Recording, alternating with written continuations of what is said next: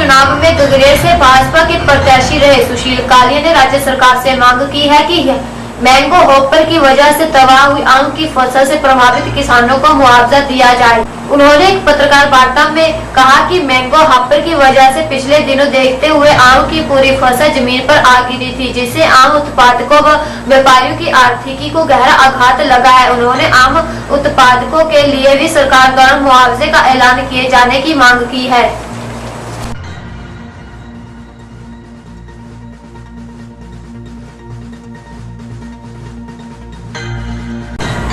भारतीय अर्थव्यवस्था को पटरी पर लाने के लिए कड़वी दवा देने की बात को साकार करते हुए नई सरकार ने आम आदमी को पहला झटका देते हुए रेल किरायों में बढ़ोतरी का ऐलान कर दिया है। रेलवे का बढ़ा हुआ किराया 24 और 25 जून की मध्य रात्रि से लागू होगा। मोदी सरकार ने रेल किराए में 14% और माल भाड़े में 6% तक बढ़ोतरी की है। सूत्रों के मुताबिक किराए में फ्यूल एडजस्टमेंट चार्ज शामिल किया गया है, जिसकी वजह से रेल किराया बढ़ाया गया है। पूर्ववर्ती यूपी सरकार ने भी अपने अंतरिम बजट के दौरान रेल किराया बढ़ाने का फैसला लिया, लेकिन बाद में देश में आने वाली नई सरकार के नए रेल मंत्री पर छोड़ दिया था।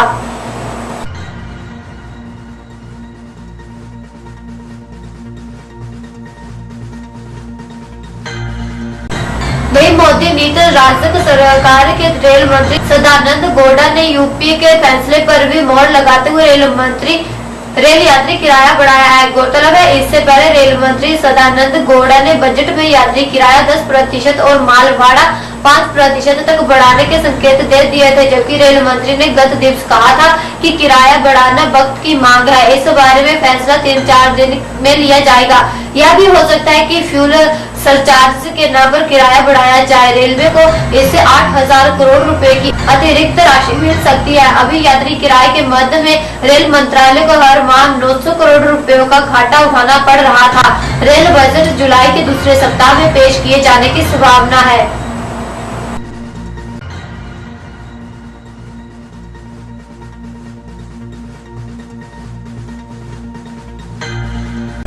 रेल किराए में बढ़ोतरी के साथ ही मोदी सरकार विपक्ष के निशाने पर आ गई है। सभी दलों ने सरकार के इस फैसले का पुरजोर विरोध किया है।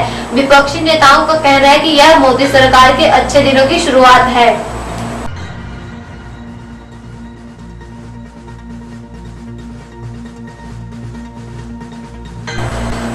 इराक में आतंकवादियों द्वारा बंदी बनाए गए 3 हिमाचलियों सहित 40 भारतीयों की शीघ्र और सुरक्षित स्वदेश वापसी की उम्मीद जताते हुए पूर्व मुख्यमंत्री प्रोफेसर प्रेम कुमार धूमल ने कहा कि इस संबंध में केंद्र सरकार द्वारा की जा रही गंभीर कोशिशों से भारतवासियों की आशाएं बढ़ी है। यह बात उन्होंने विधानसभा में जारी अपने एक प्रेस बयान में शिमला में कही।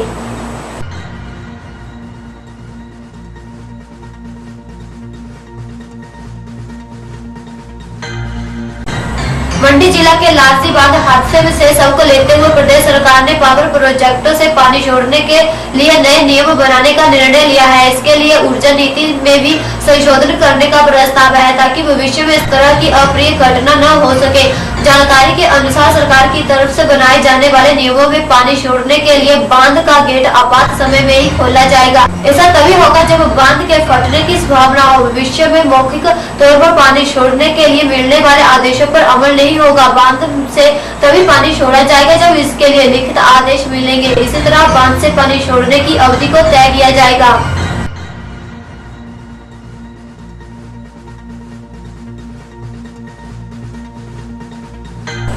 एक बार पानी छोड़ने के बाद दूसरी बार इसे कम से कम आधे घंटे बाद ही छोड़ा जाएगा। बिजली बोर्ड लिमिटेड के अलावा प्राइवेट प्रोजेक्टों को किस स्थिति में बंद किया जाना है, इसे लेकर भी स्पष्ट दिशा निर्देश जारी किए गए हैं।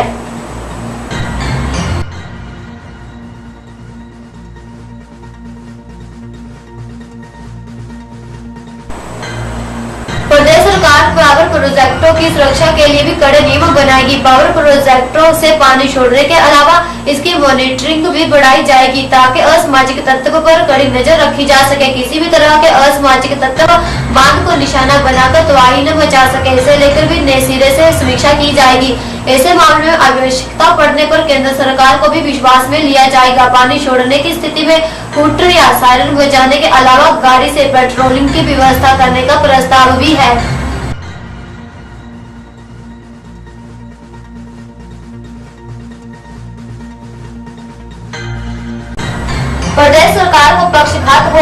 जिसका आभास इसी बात से होता है कि प्रदेश में विकास कार्य पूरी तरह से ठप पड़े हुए हैं।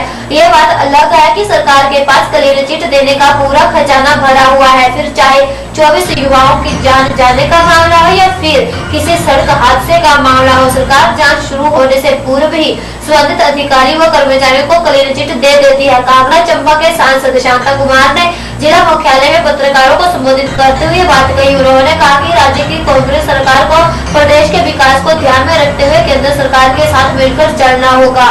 हालांकि इसके लिए भाजपा के नेताओं को भी अब अपनी चुनावी भाषा में परिवर्तन करना होगा।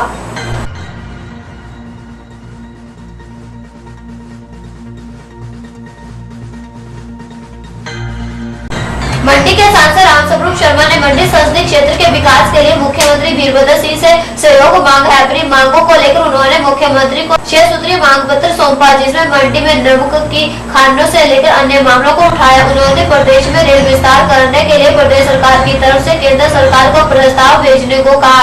इसी तरह शानन हाइडल प्रोजेक्ट को पंजाब सरकार से अपने नियंत्रण में लेने की मांग की। सांसद रामस्वरूप शर्मा ने मुख्यमंत्री से गुम्मा द्रंग में नमक की खानों का मामला उठाया। उन्होंने कहा कि गुम्मा व द्रंग के नमक को कर मुक्त किया जाना चाहिए ताकि हिमाचल का नमक पाकिस्तान आयातित नमक से सस्ता बिक सके। उन्होंने मंडी संसदीय क्षेत्र को पर्यटन की दृष्टि से विकसित करने की मांग भी की। इसके लिए छोटे व बड़े प्रोजेक्ट बनाकर केंद्र सरकार को भेजने की मांग की। उन्होंने संसदीय क्षेत्र में राष्ट्रीय उच्च मार्गों के लंबित कार्य को जल्द पूरा करने और इसके लिए केंद्र से सहयोग लेने का आग्रह भी किया।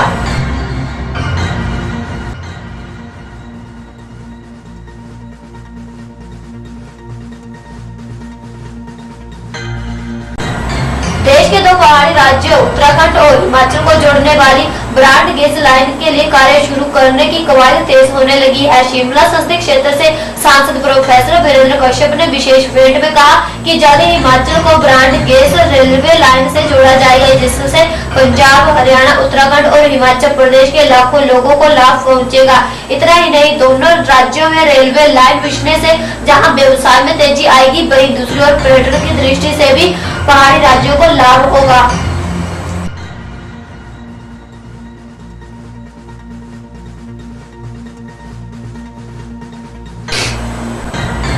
शांता कुमार ने कहा कि केंद्र के सहारे के बगैर प्रदेश एक कदम भी विकास की दिशा में आगे नहीं बढ़ा सकता है।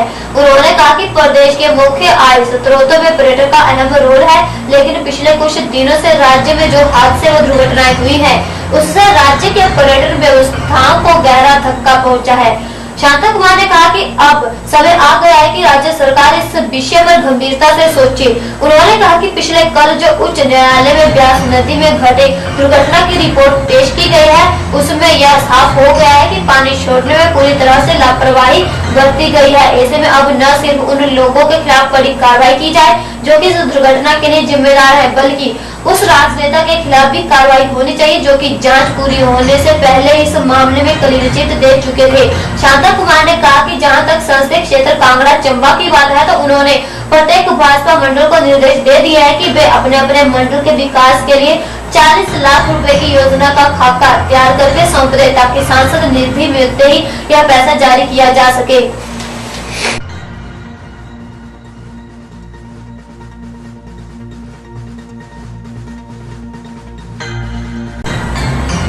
सांसद वीरेंद्र कश्यप ने दिल्ली में केंद्रीय रेल मंत्री डॉक्टर सदानंद गौड़ा से भेंट करने पहुंचे। इस दौरान हुए वार्तालाप में उन्होंने हिमाचल प्रदेश में रेलवे के विस्तारीकरण का प्रस्ताव रखा और उस पर जल्द से जल्द कार्य करने की मांग भी की। सांसद वीरेंद्र कश्यप ने रेल मंत्री को बताया कि घनौली से नालागढ़, बद्दी, बरोटीवाला, सूरजपुर, काला अम्ब, पांवटा साहिब, देहरादून के लिए रेलवे लाइन का सर्वे वर्ष 2011 में किया चुका है।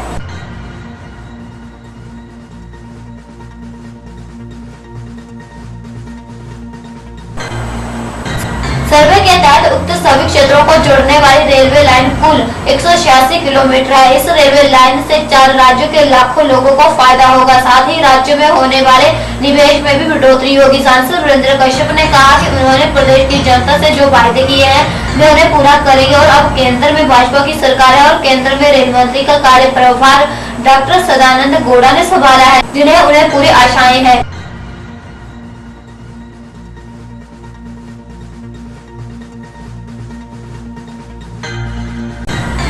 मंडी संसदीय क्षेत्र से सांसद रामस्वरूप शर्मा ने पूर्व सरकार के समय सुरंगों के निर्माण को लेकर बनाई गई योजनाओं को जल्द पूरा करने की मांग की। उन्होंने मंडी संसदीय क्षेत्र में फल एवं कृषि पर आधारित उद्योग लगाने की मांग की और इसके लिए केंद्र को प्रस्ताव भेजने का मामला उठाया। उन्होंने कहा कि प्रदेश में कोल्ड स्टोरेज की बहुत कमी है, जिससे बागवानों और किसानों को उत्पाद की बिक्री में हानि उठानी पड़ती है। ऐसे में कोल्ड स्टोर का व्यापक स्तर पर निर्माण होना चाहिए ताकि किसानों बागवानों को लाभ मिल सके। मुख्यमंत्री वीरभद्र सिंह से मिलने के बाद सांसद रामस्वरूप शर्मा ने नेता प्रतिपक्ष एवं पूर्व मुख्यमंत्री प्रेम कुमार धूमल सहित अन्य भाजपा नेताओं से भी मुलाकात की। उन्होंने पार्टी और संगठनात्मक विषय पर उन्होंने प्रदेश भाजपा अध्यक्ष सतपाल सत्ती और प्रदेश संगठन महामंत्री पवन राणा से भी मुलाकात की।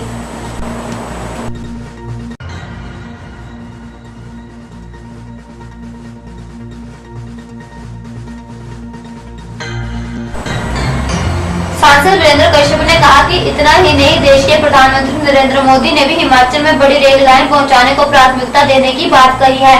सांसद वीरेंद्र कश्यप ने कहा कि वर्ष 2014-2015 का रेलवे बजट हिमाचल के लिए ऐतिहासिक बजट होगा। शिमला क्षेत्र से सांसद वीरेंद्र कश्यप ने कहा कि विश्व धरोहर कालका शिमला रेल मार्ग को भी आकर्षक बनाने के लिए उन्होंने प्रस्ताव भेजा है। इसके साथ ही गरीब रथ रेलगाड़ी जो चंडीगढ़ तक आती है उसे कालका तक करने की मांग की है ताकि हिमाचल के मजदूरों को इसका लाभ मिल सके। जवाहरलाल नेहरू राष्ट्रीय शहरी नवीनीकरण मिशन के अंतर्गत केंद्र सरकार ने हिमाचल प्रदेश को 91 करोड़ रुपए की पहली किस्त जारी कर दी है। हिमाचल पथ परिवहन निगम को यह राशि JNNURM के अंतर्गत 800 बसों की खरीद के लिए प्रदान की गई है। हालांकि पहले केंद्र से पहली किस्त के रूप में करीब 150 करोड़ रुपए मिलने की बात की जा रही थी, लेकिन 91 करोड़ रुपए मिले हैं। इसके साथ ही अब HRTC बसों की खरीद प्रक्रिया शुरू कर सकेगा, क्योंकि पैसा न मिलने के चलते अभी तक बसों की खरीद का मामला लटका हुआ था, जबकि निगम टेंडर प्रक्रिया पहले ही पूरी कर चुका है।